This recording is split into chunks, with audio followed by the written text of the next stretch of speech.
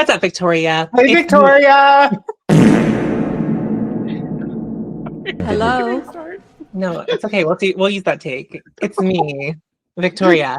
And I'm here with a very special guest, Victoria. And today, what we've done something. We've put a list together of the 10 worst things to happen to the beauty community this year, but it's very arbitrary and loose, and it's not actually probably the worst things that have happened to the beauty community.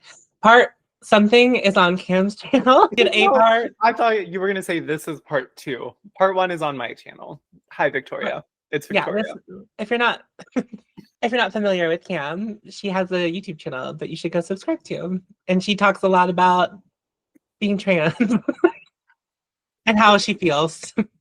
And she's going to say that she's not going to talk about it, but she will. And it's great. And I love it. And I'm here for it. Thanks, Tom. She's beautiful and amazing, and she's my best friend. Aww. You're my best friend, and also beautiful and amazing. So basically, we're going to talk about some things.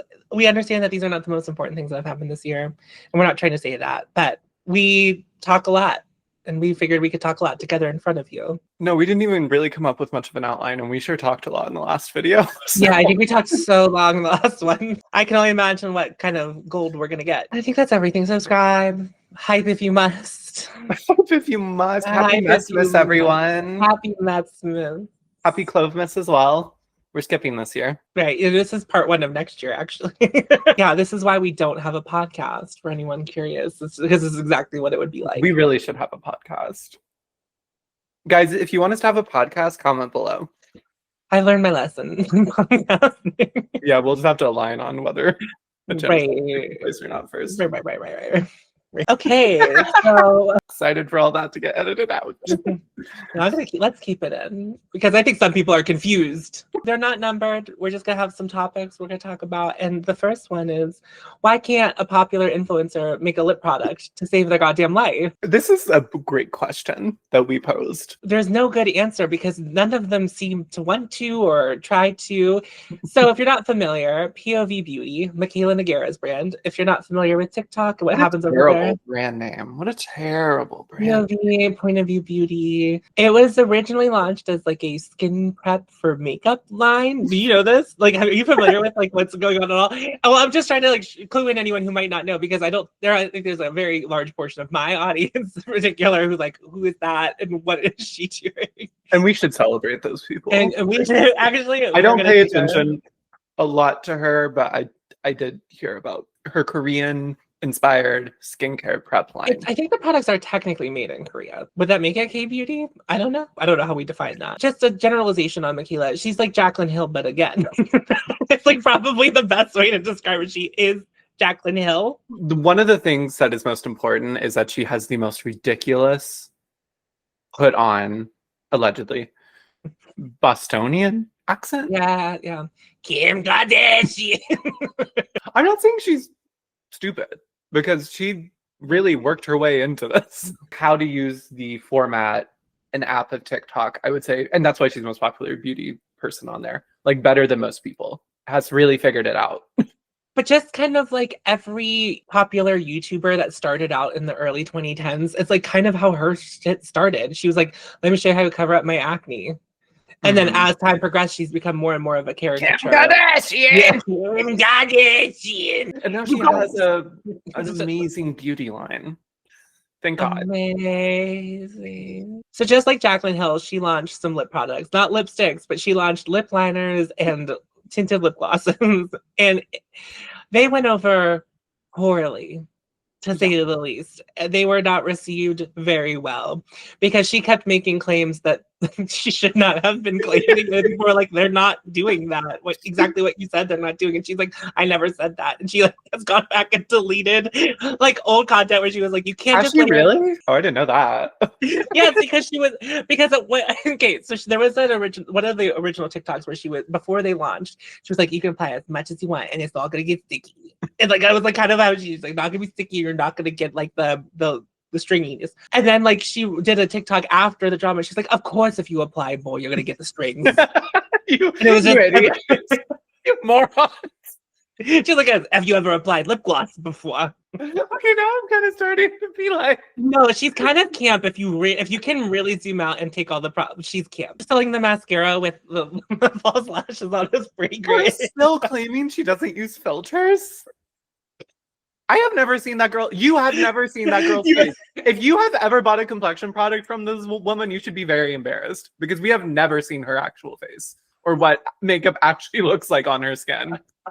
No, it's crazy.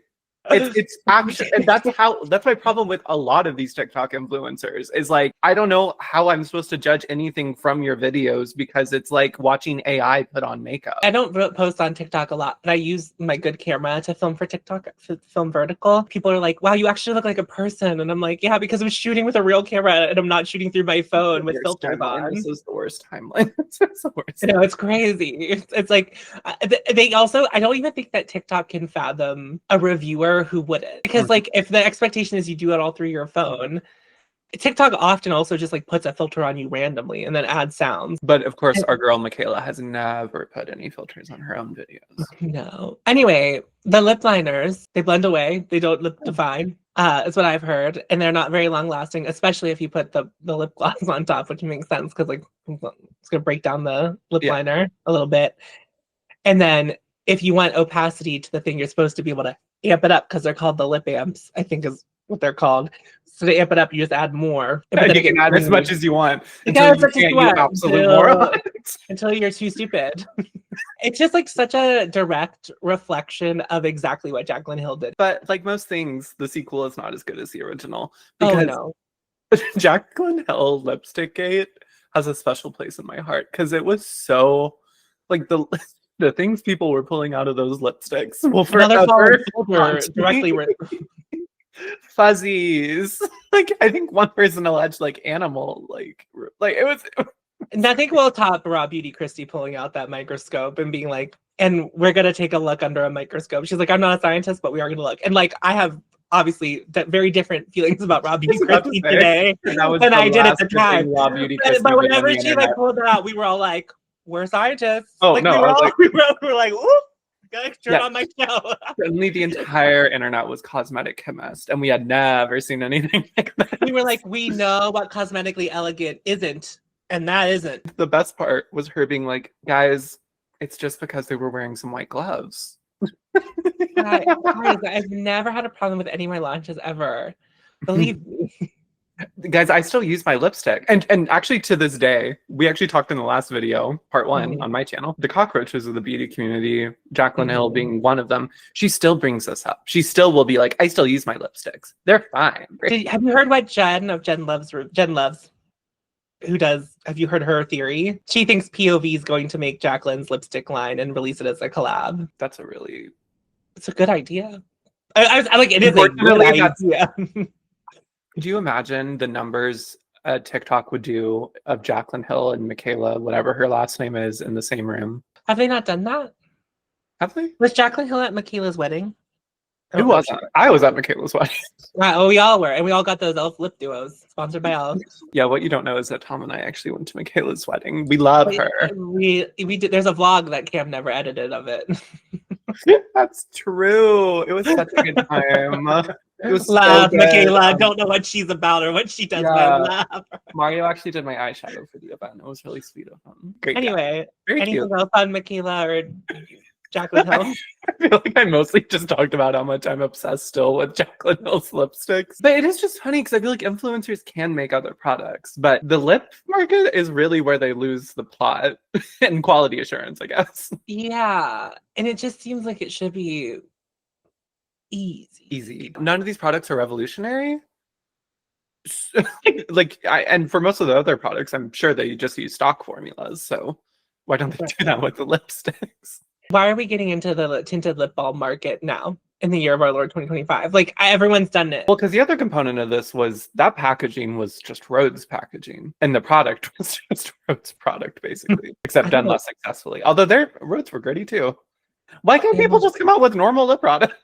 And that's why we're launching our collab brand next year with lip products. Two people very deeply passionate about lip products and often celebrating them. Yeah. to people who are definitely not wearing sheer browns on their lips. Right.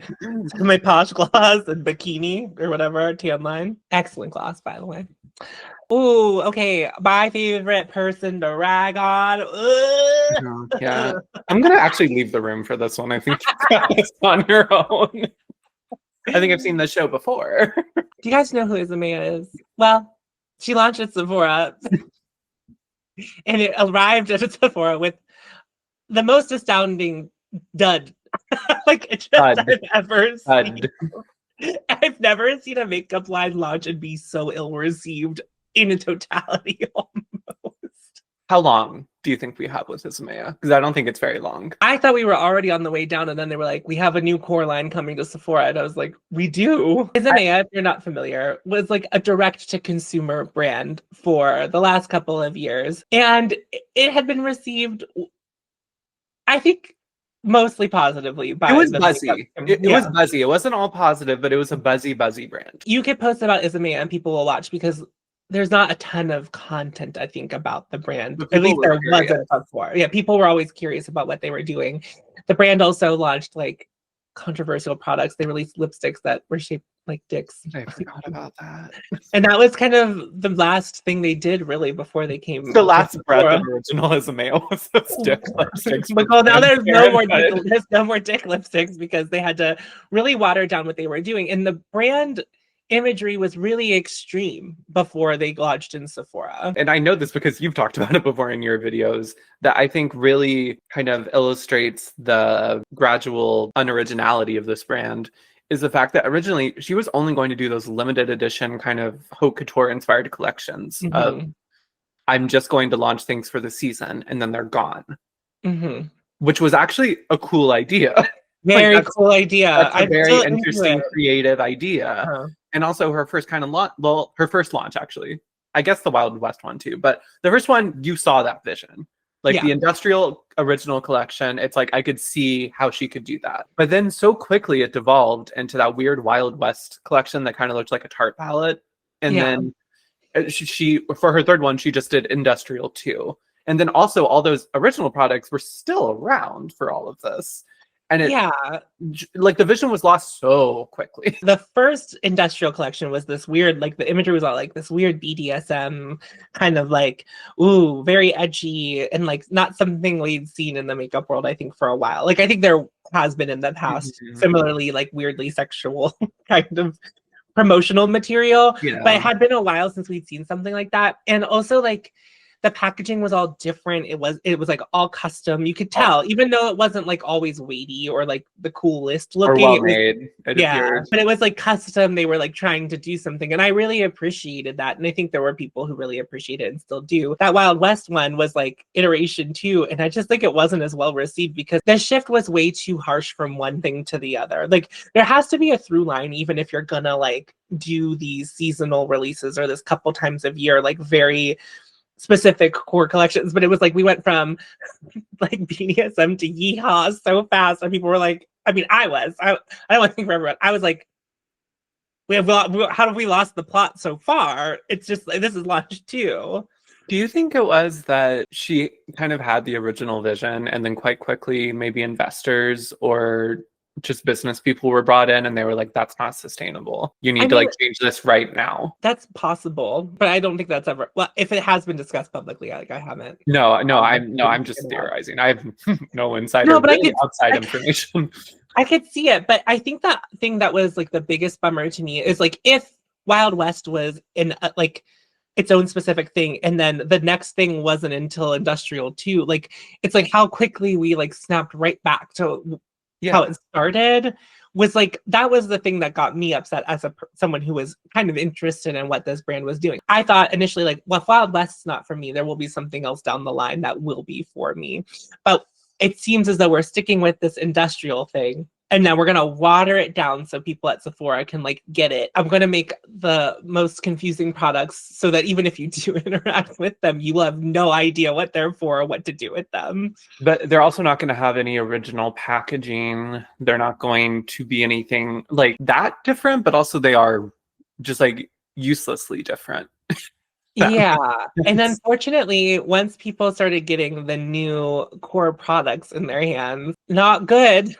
Pretty bad, specifically the blushes and the discrepancies in the colors from viewing them online to seeing them in real life. Remember They have swatching those in person? We swatched them when we went to Sephora together in Chicago, and it was, I mean, also they're store testers, but still, it was. the blush highlighter duos were like greasy messes. That's how they felt. They felt like Vaseline. And then they launched these like color correctors in glass bottles with a squeezy nipple on top. And to this day, I can't figure out why that was the route we went. Also, it just turned people the color. It didn't color. It just like turned people green and purple, and also didn't appear to be very compatible with makeup. No, it did seem that people were trying to use it as a primer. There have been attempts to like educate people on how to use your thing, but if you were going to sell at Sephora, you have to make it so that people know what they're getting into when they test it at a tester. What else I'm remembering is that before the Sephora core launch, we had the I think they were like over $100 makeup wipes. Do you remember that collab with that one company? Yeah, this whole thing has just been so it's almost like she was like Pat McGrath ran so I can walk. Yeah, yes. It's like I kind of want to do that, but wrong. But not as well. Not as long. Like, there's no organization to any of this. Like, what are you doing? It's still confusing because now we're just kind of in Sephora with these core products that. Well, you like the lip liner. I do like the lip liner. The lip liner is actually quite good, and I will stand by that. And the color range is pretty cool. Like they did a lot of cool things, but it's also like their lip products have always been good. I like their lip lac, the metal lip lac. I like that a lot too. Like their lip products tend to be good, and I think I've not tried any of the like lip balms or lipsticks that originally like were to go in the dick component that no longer go in the dick component. I've heard things about those too, but it's like a wild misreading of the room. I don't think they're filling a gap that I think that they think they're filling. What it results in is confusion because like as we're saying on this call, I would like, you know, as I was saying like before, how long do you think this brand has? Because like it just seems like constantly we're at the end of the line with everything they do, which doesn't obviously create a customer base that is reliable because people just constantly are like, what is up with Isamaya? And they were trying to fix it with a core line at Sephora, but that just seemed like such a departure from the original direct-to-consumer, original like packaging kind of out there concepts that she was doing. So now it's just like, what are we doing? Yeah, now that it's not direct to consumer and it's like a Sephora brand, it's going to have to look a certain way. So like any edginess that was even brought on by like things that I found tacky are not going to be there anymore. It's kind of sad because I think there was a lot of promise in Isamaya whenever we were first like pitched it like as a makeup world. Yeah, and I think her original concept, like to give her some credit, maybe that's impossible. Like maybe it's impossible to every like seasonal cycle have brand new products, brand new formulas, brand new custom packaging. Like that probably is incredibly expensive, incredibly hard to plan, and you would have to charge super luxury prices, especially in today's economy, for all of that to happen only once. But I also still think that's a really cool idea. Like there's not a lot of cool things like that happening in beauty right now that really veer from the mainstream type of release cycles. Originally what she was trying to do was filling a gap that I think was there. So there are really cool, edgy alternative brands that do very cool things, but I think they're limited because of the amount of money they have and how they want to sell their brand. I'm thinking of something of like Unearthly. I think if Unearthly had like all of the money in the world, their packaging would probably look as cool as some of the stuff that Isamaya has tried to do. As we know, it's probably very expensive to make that stuff and mass produce it, and then having like to order minimums of that and then not being sure how much of it will sell. Like I think Isamaya was really bringing something I think interesting there at first, and it's just now gonna have to be so washed down. I still think there is that gap of luxury, actually edgy original brands. I guess the closest would be like a Byredo, which of course she was the makeup director before she made her own brand, which makes sense. And since she's left, I think it's also been Byredo's been much more boring than it was when she was there. Louis Vuitton should have had her do the brand. You know, if I honestly, I can't even begin to imagine what that would look like. And now I kind of want to, like, in my head, I was like, that's actually kind of fun. Talking through it, like, some people just aren't brand founders, they're creative directors, and that's like fine. I wouldn't want to find a brand. That sounds horrible. I also think that you could do essentially brands do like seasonal launches. They're always so closely associated with the brand. Whereas I feel like the person who's been the closest to doing something like that is when Pat McGrath Labs was just Pat McGrath Labs before it was like the brand that sold in Sephora, like the limited drops. It's like, we've done our very special version of this thing. Here it is. And it's limited and you can only get it for a certain period of time and then there is no more. And then of course it came back 100 times. But I think that's like the closest we've gotten to something like that. Yeah. But I feel like the problem with that is that people always want to scale now. And scaling means you don't do that anymore, basically. Right. I feel like because when investors and business people come in, it's like, wow, what you do is so cool. What if we made it worse and mass marketed it to everyone, but also you made like twice the amount of money, which I guess is hard to pass up. There's still part of this that we haven't talked about. So also part of this topic, pretend we're lumping this all in, is just like the broader brand launches that have happened this year have all been by makeup artists and they've all fallen flat as well, I fear. And I think we can specifically tie this to Sephora. I think there's probably a really good case that Sephora is ruining makeup. You heard it here first, folks.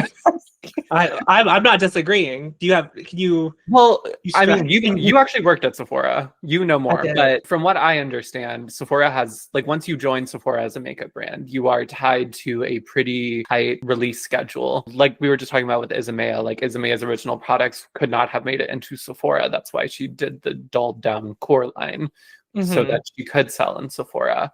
And for so many beauty loving people, direct to consumer, like people just hate direct to consumer a lot of the time. They want to be able to, one, go in and swatch things, which I do totally understand, but also they just, you know, they don't want to pay for shipping. They want rewards with everything they buy, stuff like that. Everyone is trying so hard to get into Sephora, and I think Ulta is also taking a lot of Sephora's brands. And I think it just makes everyone fit in these really uninteresting boxes because the releases this year, and I don't think it's, I still love makeup and I'm interested in makeup, but like I've never been less tempted than when I've gone on Sephora.com this year. Everyone does the same thing. Do you see Patrick Ta just released like the same lip balms that Summer Fridays has sold forever? Yeah. And every other brand has sold the squeezy tube lip balms. And that's just like what's happened to makeup. And I think it's because of the way Sephora does things. It's like everyone has the same color palette for product. You're going to have a bright pink. You're going to have a peach. You're going to have kind of a dusty color that looks nude. And then it's actually orange, all of that. And every brand does the same thing. And every brand wants to be in Sephora because that's ultimately how you get to be that successful. I mean, the fact that I think Rhode was probably pursued more than most brands are to be in Sephora, but were a runaway hit doing direct to consumer, and they still are decided to go and sell in Sephora. MAC is now going to be in Sephora's in the United States, which is new. Like I know that MAC is in Sephora's internationally, but this is new to the United States. If you think about what Sephora has done also with some brands that were previously direct to consumer, like Glossier, it's like Glossier is like a weird version of something that it's like, it's not what it once was. Yeah, I can't even defend it anymore. It's bad. I'm wondering if the smaller brands don't have to release as much because I feel like Kulfi's been, I think, a successful brand in Sephora, but I also don't feel like Kulfi is launching a million things a year. Well, and their end cap, they're not. Yeah, end cap. Yeah, they don't have to gondola. I feel like once you get a gondola, it's on. I'm curious if like what Mary Phillips's brand will look like in a couple years because I think it's too weird for Sephora as it stands. I'm specifically talking about those complexion palettes. I'm like, who's buying this? I mean, I'm buying it, but like, I'm loving it. Shockingly, it's so weird. And I shouldn't like it, but I do really like it, unfortunately. But I don't think it's a good product. Like, it's like one of those things where I like this, but a non-makeup person couldn't go up to that and like interact with it in any kind of real way. And that's like what bothers me about it. I think that's my big problem with it. But like her brand is going to get watered down over time. Like we have this distinct vision with the lip siggies and the lip liners, and it's an end cap brand. Thinking about the end cap brand has me thinking about a lot of things, but continue. That made me think about what you had said before we started this, that a lot of the makeup artist brands have come out this year, been a flop. And that's because they're launching in Sephora. like that's because so many of them are launching in Sephora. Like think about like, you know, OG Kevin Aquan. If Kevin Aquan had, you know, been alive today and had launched in Sephora, that brand would have looked a lot differently. MAC would have looked a lot differently if it had just launched in Sephora. It's not that these artists aren't talented, like, but they're having to bend to a pretty strict box of what they can do. And I think that makes their brands like Hung Van Gogh, Mary Phillips, whoever else launched in Sephora. Yeah. You know, I think about like Katie Jane Hughes, who KJH is not a brand that super appeals to me, personally, but at least it's different. At least It's like very specific to what Katie Jane Hughes is wanting to make and how she wears her makeup. If you watch her do her makeup, the makeup she is making is to do the type of makeup she does on her and clients. And it would really flop at Sephora because it doesn't make a lot of sense, if we're honest. Yeah, no, it's a weird brand. But she's able to do that because she's direct to consumer and she didn't launch in Sephora, now that I think about it. And even though that's not my thing personally, it at least is a lot more interesting than every makeup artist launching the same color stories and the same palettes in Sephora. Man, Sephora is like bad. Sephora is bad. No, it's bad. I would say like most of my time in Sephora this year, just looking at makeup, not talking about any sales associates or anything, has just been like underwhelming. Unless I was there with a friend and we were like going there with you is fun, but like it's always going to be fun when we go together. Right. And it's just and it becomes more of like a mystery science theater than it does shopping for me. Yeah. It'll be interesting to see how things progress because I feel like there are a lot of people who are choosing to boycott Sephora right now too. And I'm not saying that's going to directly change anything, but I think some small things could change in order to try to appeal to those people, I think. And then also the rise of Ulta is very interesting. Has their stock, I don't know, has their stock gone up since all of these brands have like jumped? I don't know, because that's like what's important ultimately, is that's what Ulta cares about. Oh, of course. Yeah. Yeah, they don't care about how they're being received by us. They care about how investors see them. I'll let you take the next one because I'm fairly certain you wrote this one down. And I was like, of course. Let's talk about that. Clean beauty. I feel like it really is. Clean beauty. Hey guys, clean beauty. You know, actually, I was thinking about this as I was falling asleep the other night. What is sad is that we should all be really vigilant about what we use for makeup and what we put on our face every day, day in and day out. And like the actual act of being smart about what you're using and wanting to use things that aren't going to harm you, that's like a good thing, right? Like we need that type of stuff. But what has happened with clean beauty has become such a factless, chaotic disaster. You don't really need a fact to fearmonger, right? So all of this stuff is now being fearmongered with like talc and every other ingredient by people who claim to, you know, and they'll cite research papers, but then if you actually go to that research paper, things were not scientifically significant, or it's only an insanely high amount, so you will never find in cosmetic products. We should have a lot of regulations over brands and what we put on our face. Like that should absolutely be happening. But the way it's gone about and the way, you know, it honestly does really connect to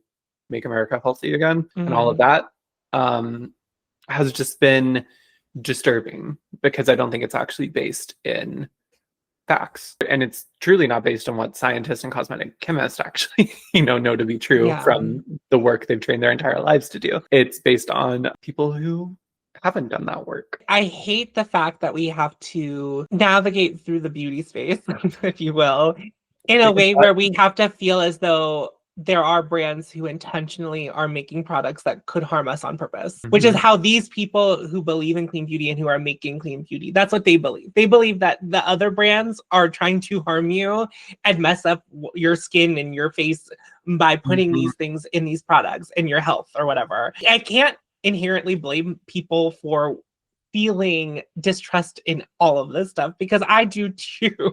And it's mainly women who have been ignored by health and medical systems for generations. And I mean, the genesis of a lot of this, you can see how it happened. Just like a shame that this is what it's come to. And then you have scientists on the internet explaining to you why whatever ingredient you're concerned about, you like don't really need to be concerned about, using science and like many researches that are like much more infallible than the research that the brands are using for what they're trying to claim. They're like, you need to do this, this, and this. It's like, I feel very thankful that like Lab Muffin exists on the internet, and Dr. Dre and like Charlotte of Do Skin trying to really combat this misinformation about these things. But it's like sad that we have to like live in a world where like you can just be like, well, I don't agree with the science. I don't agree with fact, actually. It's like crazy.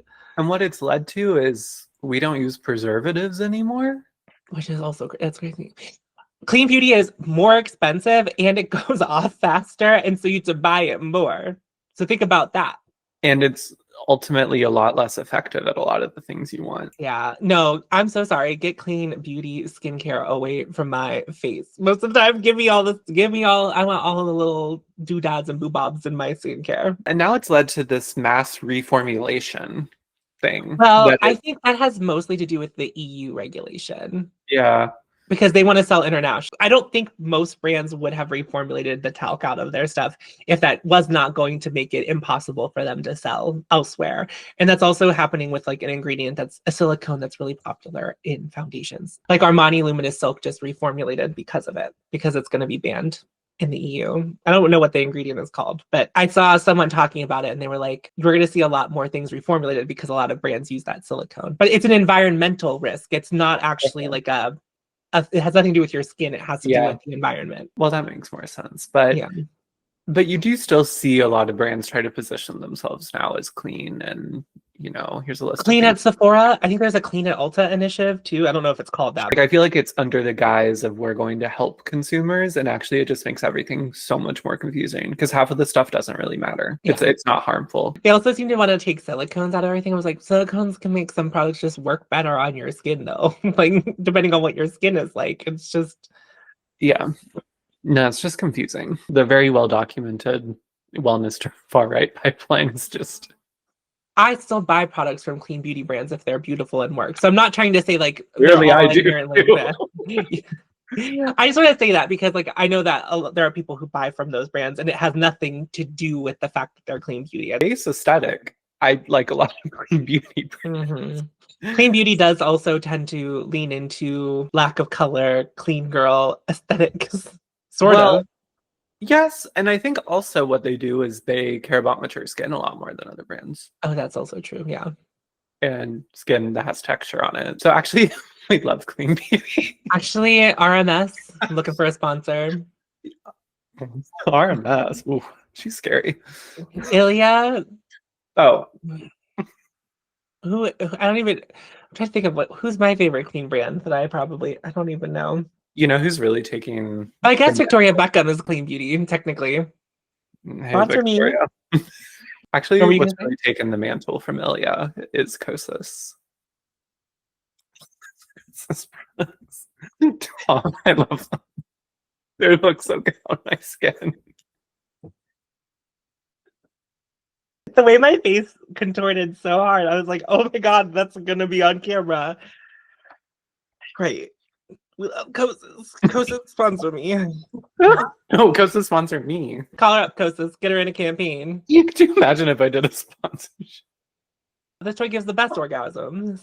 Hey guys, I know it's been 5 months, but best orgasm I've ever had. We've kind of touched on the lack of originality in the beauty space, like kind of, not specifically saying that, but I think we're really hitting like a peak of like IP collabs, and I think a lot of people are getting sick of it. I've never really cared for IP collabs. I'd rather see someone come up with like a really beautiful concept that is just like as unique as one could be in the year of our Lord 2025. Mm-hmm. But these brands are out here doing IP collabs left and right. They're more niche by the second. Whoever wanted a Conjuring collection. They named one of the shades Oppression, which I like haven't stopped thinking about since I put it. Like I read it there's a video where I'm trying that palette for the first time and I'm like, I'm gonna stir some Oppression in the crease. And I was like, wait a minute, why is this shade called Oppression? That is actually crazy. Oppression in the crease right now. I'm gonna put some oppression in the crease. I'm gonna build up oppression. Yeah, I'm gonna like add some more oppression. It's like we've lost the plot so deeply. And like Lethal got called out a lot this year because Lethal is like in the middle of a rebrand and they just kept doing like IP collabs. They did like Avatar, Dexter, Conjuring, and then they released stuff that was just Lethal this last round, and I think people were really excited about it, only to announce an IP collab for their next launch. What is it? SpongeBob, the movie. You seen the trailer for that? I haven't. I have no idea. I haven't watched SpongeBob in 20 years, okay, I would say. I don't know what's going on with that movie, but it's like, I mean, I'm sure it's mostly adults who are going to see it at this point, but like, I hope you don't take your kids to SpongeBob because like the trailer had a lot of really gross jokes in it, and it was weird. And I know that's always kind of been SpongeBob's thing, but it wasn't like wink. It was like, oh, that's it. That's the whole thing. Yeah, and my friends and I were just kind of disgusted after watching that trailer. I will be getting an NPR. Whenever they asked if they could send it, they were like, it's like SpongeBob, like you've never seen Dark and Twisted. And I said, okay, what does that even mean? Like, I don't even know. So, oh my God, what if it's like BDSM, like Flying Dutch? What if it's Isamaya, but better? That What would if be the hard. SpongeBob collab? What if the SpongeBob collab is just Isamaya, but better? What if SpongeBob collabed with Louis Vuitton, led by Isamaya's creative direction? The collab no one was expecting or wanted. Or wanted. The one 3-punch. Like, Lethal was pretty guilty of it. Glamlight, it seems to exclusively do like That's all they do. And then Melt this year was like, what did they did? Edward Scissorhands. They did the Universal Monsters. I don't know if that was this year or last year, but like all of their stuff has been IP. And it's all been horror, like spooky stuff. Yeah. What's going on? Someone clock in. Well, can anyone punch in and do something?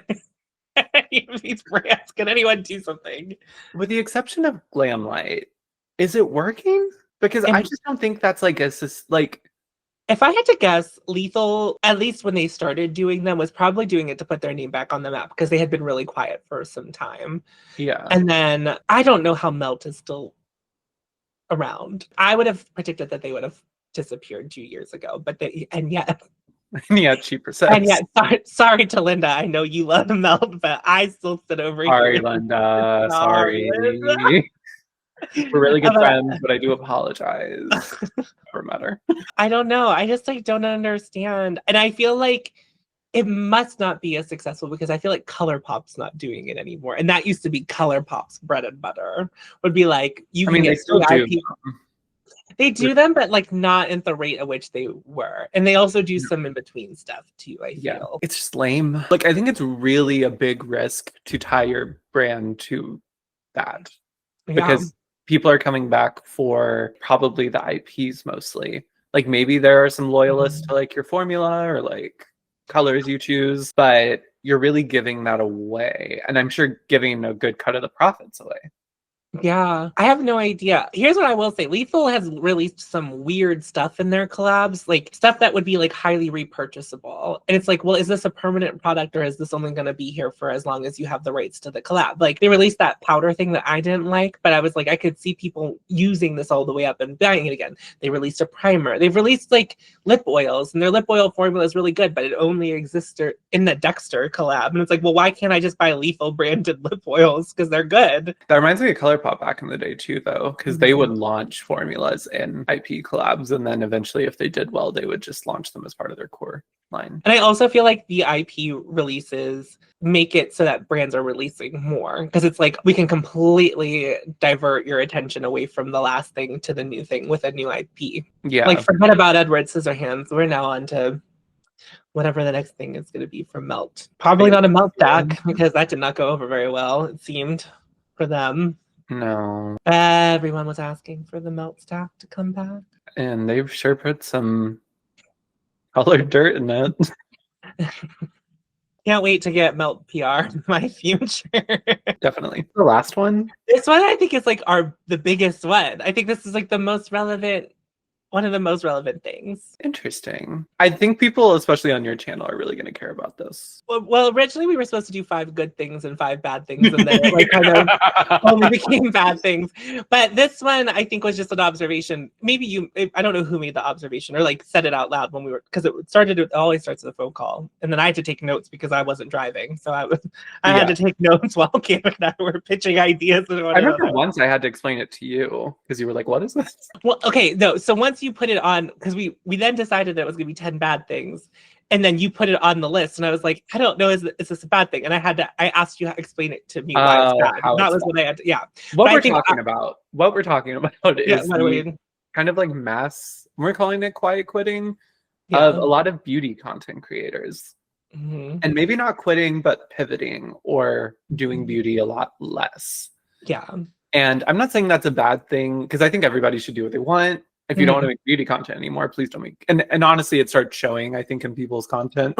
They don't like making beauty content anymore. But I think it's sad because it's a lot of the people that I really like and I think are a good part of, you know, the beauty community we build and are quite good at beauty reviews and stuff like that. But it just seems like there's a mass exodus. And I don't know if it's just like people come in waves, but just a mass, like I said, exodus of people focusing on beauty content. And, you know, I think some people just want to diversify. Like, I mean, you want to diversify, right? Yeah, no, I'm like technically one of these people. Like, not, I don't want to shift away from beauty entirely, but I don't think it's going to be all of my content next year, is what I'm, you know, I've been alluding to for a while. And I guess I was just curious to have a conversation about why that's happening and whether that's because of the community, because of the industry, because people just like lose interest in makeup after a while. I'll speak for myself first, because I think this does come down to like perhaps an individual basis. But for me, it's like very layered. My first problem is like, my channel is like focused around not consuming as much. And now that consuming makeup and buying things, people are paying much more attention to where their money is going. And I think that's a good thing.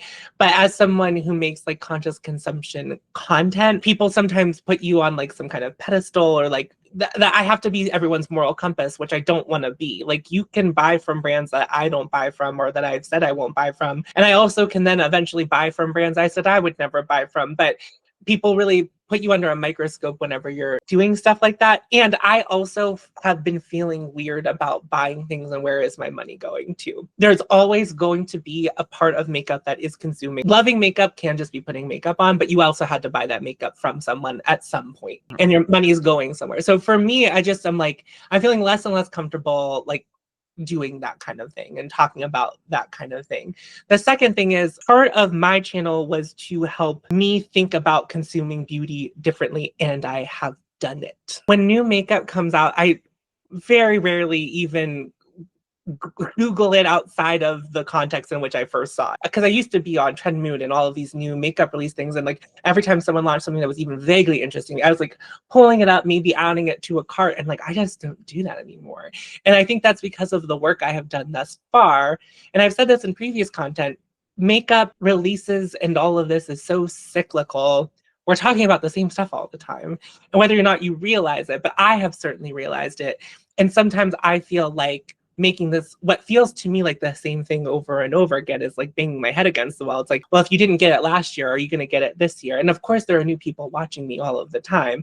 And that's still very important content for me to make and consider. But I don't think it can be all of the content anymore, because it's like I spent, specifically, I would say like the first 2 years of my channel really doing work and trying to shift my focus away from buying makeup.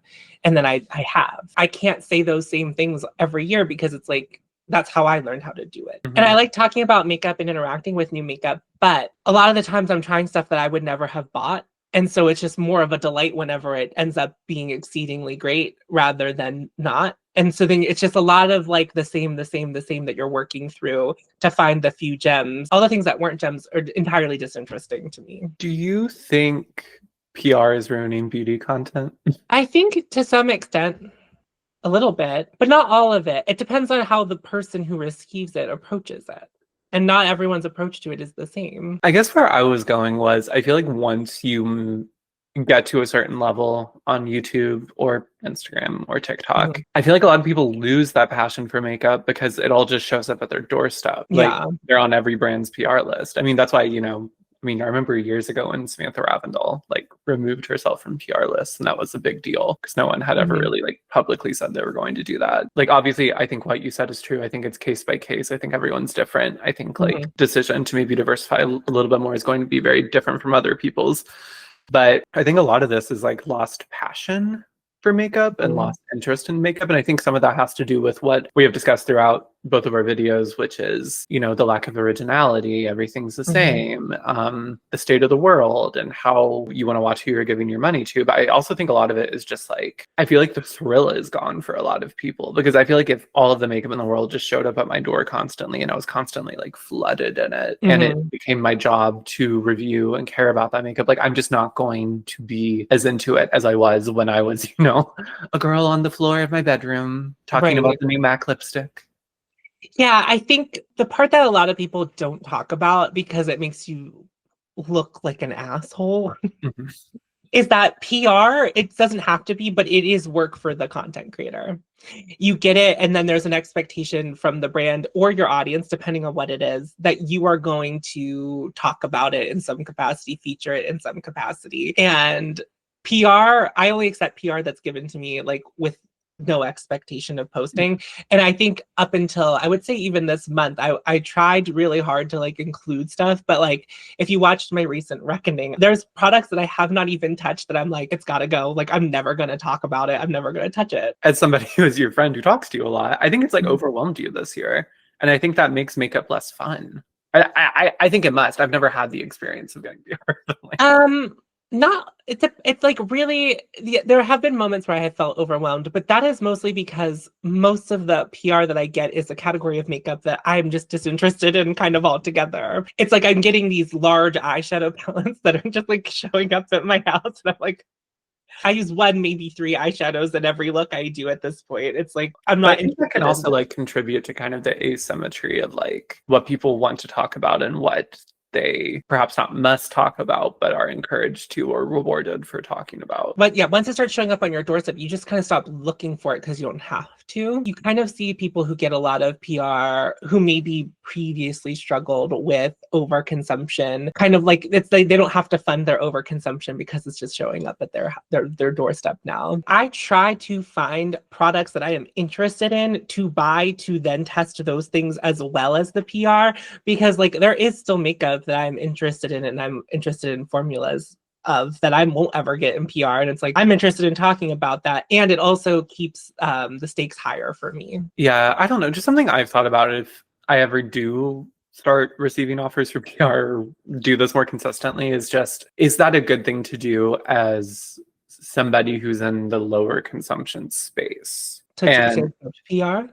Yeah, I mean, and I'm not saying it's not. I don't know. It's just like I just feel like it dynamically changes your relationship to makeup. For sure. And that's something you're very good at talking about, because you will say, this is not like normal. Like I can't give you advice on like this because that's not what I'm doing. Like I got all this for free. If I think about, and this is not like a call out or anything, but like Hannah Louise posted, has shifted most of her content into fashion content.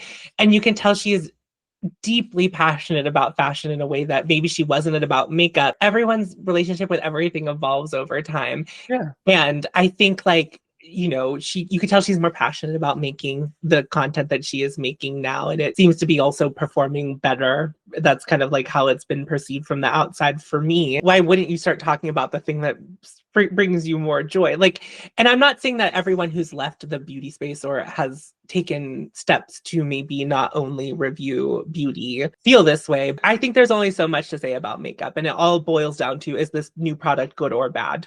And you're answering yes or no. Well, maybe what we're also seeing is that like being a creator as a career, being a professional YouTuber, whatever you want to call it, has its waves and isn't just a linear thing.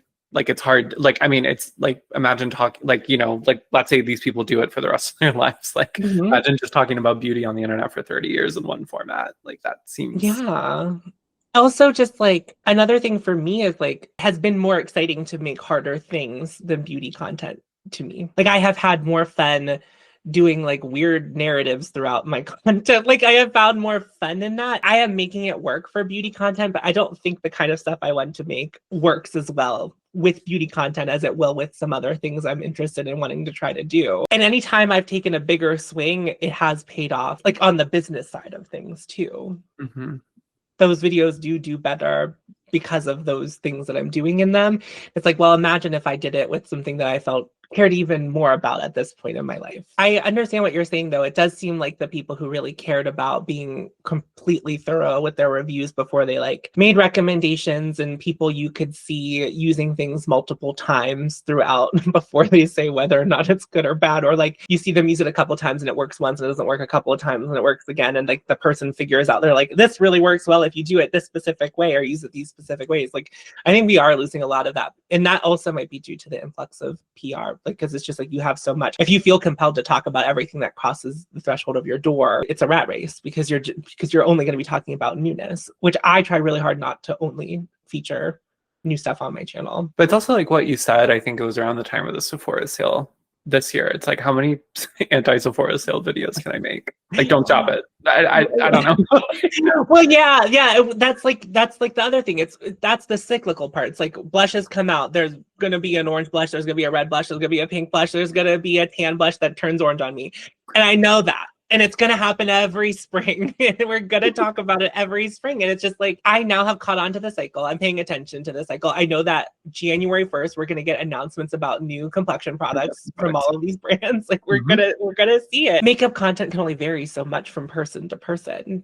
The ultimate goal is the same for all of us. And I think that becomes disinteresting after you've done it for enough time too. I'm sure.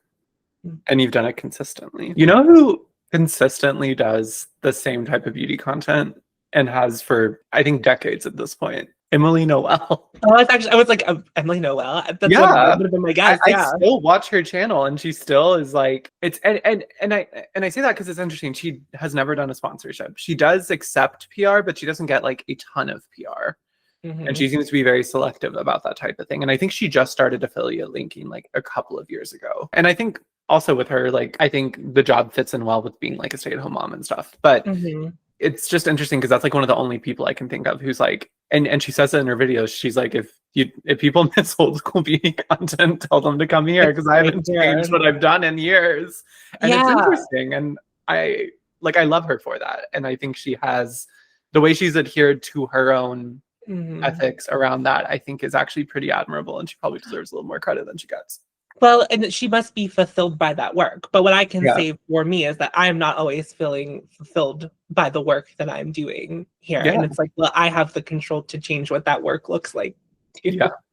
But it's like it's cool to see people be passionate about it. And it's like about the makeup specifically. The business of YouTube seems to not have like really shifted how she feels about making beauty content, because if she's still making it the same way she did 15 to 20 years ago, it's like she's just very happy with the way it's all going. Whereas I would say for me personally, it's like the passion of being able to make different things and to make them look different than what I've done so far is like that's what's like really boiling the water for me, getting things going. Really boiling the water. It's really boiling the water for me. Really boiling the water. It's really boiling the water for me.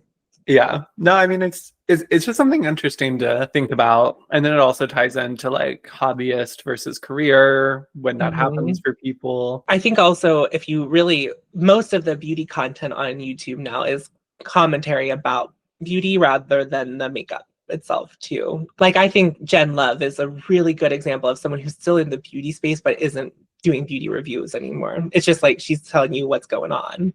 Yeah, but I don't think she's ever, and this is like a compliment toward her, she's stayed true to herself through that. And like I think some people haven't, but I think a lot of people have to. I don't know what I'm saying. It wasn't like a jump scare whenever her content shifted to like the show on Sunday.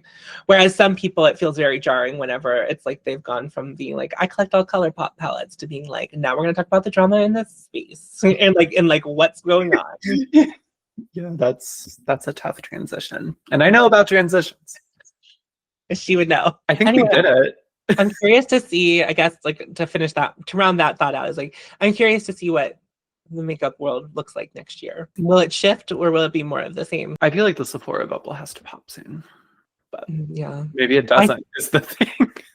But what if it doesn't? It doesn't. It does seem like they're scrambling a little bit, but like, you know, I can't prove that. But like they finally are allowing MAC to sell in their stores, which says stuff to me, signals stuff to me specifically as a previous employee. I think we did it. We did it. Make sure you go part one. Hi y'all. Make sure y'all go to part one in the cloud room. Make sure you go over to KM's channel and watch her video of this collab. Oh, Diane. My hair's not big enough to do Diane today. No, you're like a cool Chelsea girl. Chelsea nice. I was like, where did I pull Chelsea from? It was not. Subscribe, hype if you must. And you're gonna steal that from me, aren't you? I already have been using it in videos that haven't come out. And the thing is, no one will know because I never make videos. Yeah, no, actually, you said something really funny, and I said, I'm stealing. No, it's okay. Sisters steal from each other. It's fine. No, it was, if you missed it, and Cam's, is it your most recent upload? Is it the most recent? Yeah. I think it is. Yeah. She said, hype if you must. And she said it very casually, but something about the phrasing really stuck in me. And I messaged her. I said, hype if you must. Not just messaged, it was an audio memo that I couldn't understand at first. I was like, what is she saying? Hype if you must. Hype if you must. Okay, remember to follow your hope and you'll find me. And I'll see you in a video very soon. Go forth. It's out.